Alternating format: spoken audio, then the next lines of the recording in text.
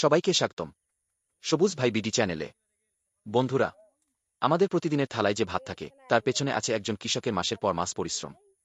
আজকের এই ভিডিওতে আমরা দেখব একটি ধানের বীজ কিভাবে ধাপে ধাপে পরিণত হয় সোনালী ফসলে। শুরু থেকে শেষ পর্যন্ত, বীজ থেকে চারা, চারা থেকে জমি, জমি থেকে রোপণ।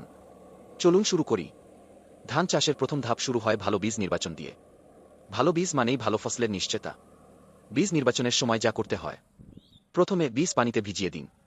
যে বীজগুলো ভেসে ওঠে সেগুলো ফেলে দিন। যেগুলো ডুবে থাকে সেগুলোই হলো পুষ্ট ও কার্যকর বীজ। এরপর বীজ পানিতে 24 থেকে 48 ঘন্টা ভিজিয়ে রাখুন।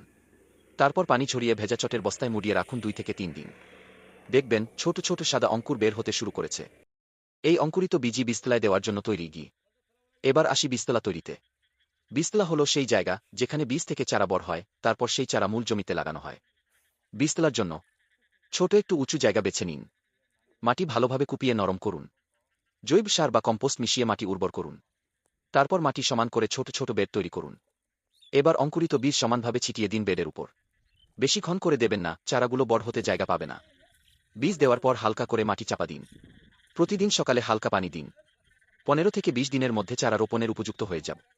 চারা যখন বড় হচ্ছে তখনই মূল জমি তৈরির কাজ শুরু করতে হবে।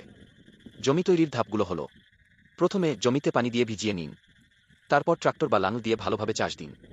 কমপক্ষে 2 থেকে 3 বার চাষ দিলে মাটি ভালোভাবে আলগা হয়। এরপর জমিতে প্রয়োজনমতো জৈব সার ও রাসায়নিক সার মিশিয়ে দিন। ইউরিয়া, টিএসপি, এমওপি পরিমাণমতো দিতে হবে। সার মেশানোর পর আবার চাষ দিন, যেন সার মাটির সাথে ভালো মিশে যায়। সবশেষে মই দিয়ে জমি সমান ও মসৃণ করুন।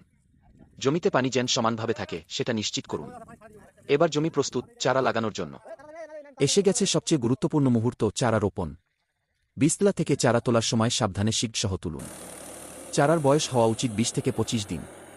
চারা বেশি বড় হয়ে গেলে ফলন কমে যেতে পারে। চারা তোলার পর ছোট আটি বেঁধে নিন, বহন করতে সহজ হবে। এবার জমিতে রোপণের পালা। লাইন থেকে লাইনের দূরত্ব রাখুন 20 থেকে 25 সেন্টিমিটার। গাছ থেকে গাছের দূরত্ব রাখুন 15 থেকে 20 সেন্টিমিটার। প্রতিটি গোছায় 2 থেকে 3টি চারা দিন, বেশি দিলে গাছ ঠিকমতো বাড়তে পারবে না। চারা বেশি গভীরে দেবেন না, মাটির 2 থেকে 3 সেন্টিমিটার গভীরে দিলেই যথেষ্ট। রোপণের পর জমিতে 3 থেকে 5 সেন্টিমিটার পানি রাখুন। তো বন্ধুরা, এভাবেই একটি ছোট্ট বীজ থেকে শুরু হয় ধান চাষের এই অসাধারণ যাত্রা। সঠিক বীজ, সঠিক পরিচর্যা আর একটু ধৈর্য, এটুকুই যথেষ্ট একটি সোনালী ফসল ঘরে তুলতে। আমাদের কৃষকরাই এই দেশের আসল নায়ক।